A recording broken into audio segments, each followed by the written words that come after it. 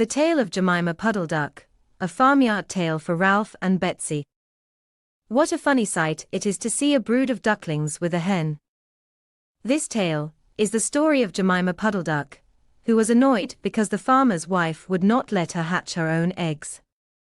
Her sister-in-law, Mrs. Rebecca Puddle-Duck, was perfectly willing to leave the hatching to someone else. "I have not the patience to sit on a nest for 28 days, and no more have you, Jemima. You would let them go cold, you know you would." "I wish to hatch my own eggs. I will hatch them all by myself," quacked Jemima Puddle-Duck. She tried to hide her eggs, but they were always found and carried off. Jemima Puddle-Duck became quite desperate. She determined to make a nest, right away from the farm. She set off on a fine spring afternoon along the cart road that leads over the hill. She was wearing a shawl and a poke bonnet. When she reached the top of the hill, she saw a wood in the distance. She thought it looked a safe, quiet spot. Jemima Puddle-Duck was not much in the habit of flying. She ran downhill a few yards flapping her shawl, and then she jumped off into the air. She flew beautifully, once she had got a good start.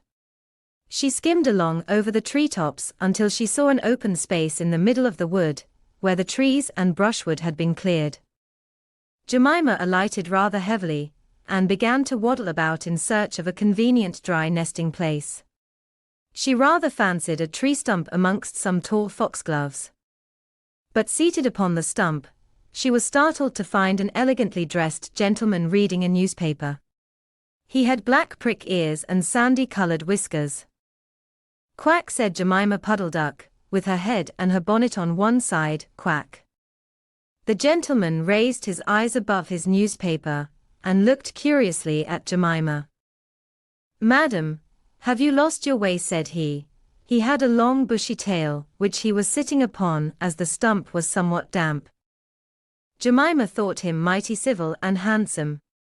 She explained that she had not lost her way, but that she was trying to find a convenient dry nesting place. "Ah, is that so?"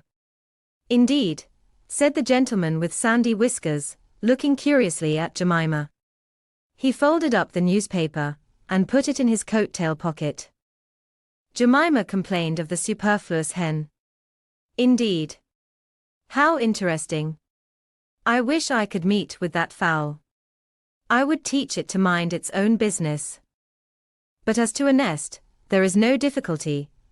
I have a sack full of feathers in my woodshed." "No, my dear madam, you will be in nobody's way.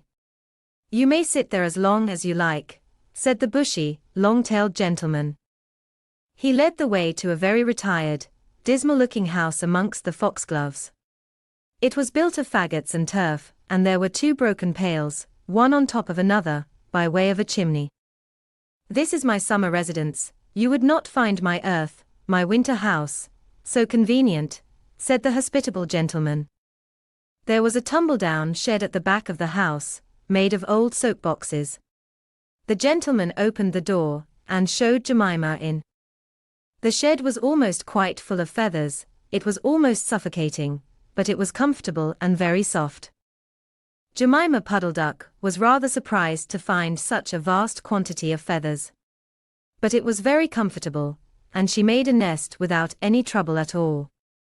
When she came out, the sandy-whiskered gentleman was sitting on a log reading the newspaper. At least, he had it spread out, but he was looking over the top of it. He was so polite that he seemed almost sorry to let Jemima go home for the night. He promised to take great care of her nest until she came back again next day. He said he loved eggs and ducklings. He should be proud to see a fine nestful in his woodshed. Jemima Puddle-Duck came every afternoon. She laid 9 eggs in the nest.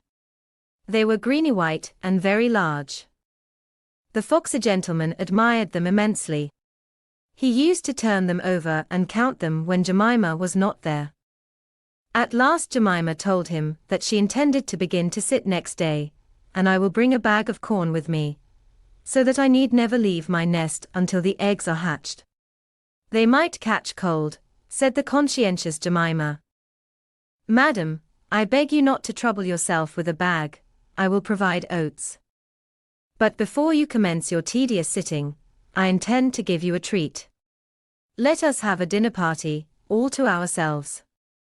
May I ask you to bring up some herbs from the farm garden to make a savory omelette? Sage and thyme and mint, 2 onions, and some parsley.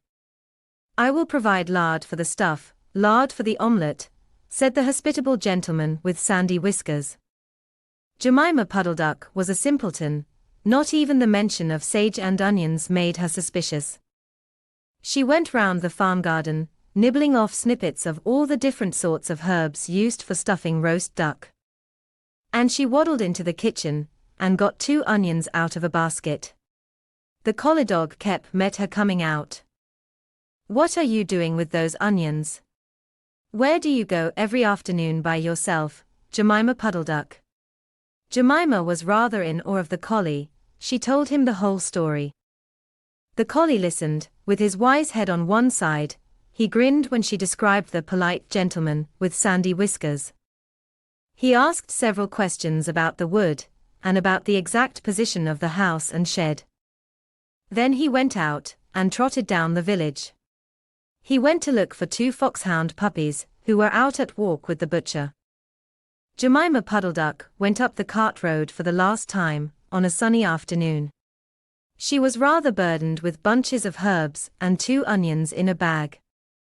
She flew over the wood, and alighted opposite the house of the bushy long-tailed gentleman. He was sitting on a log. He sniffed the air, and kept glancing uneasily round the wood. When Jemima alighted he quite jumped. Come into the house as soon as you have looked at your eggs. Give me the herbs for the omelette. Be sharp. He was rather abrupt. Jemima Puddle-Duck had never heard him speak like that. She felt surprised and uncomfortable. While she was inside she heard a pattering of feet come round the back of the shed. Someone, with a black nose, sniffed at the bottom of the door and then locked it. Jemima became much alarmed. A moment afterwards there were the most awful noises, barking, baying, growls and howls, squealing and groans. And nothing more was ever seen of that foxy-whiskered gentleman. Presently, Kep opened the door of the shed, and let out Jemima Puddle-Duck. He had a bite on his ear, and both of the puppies were limping.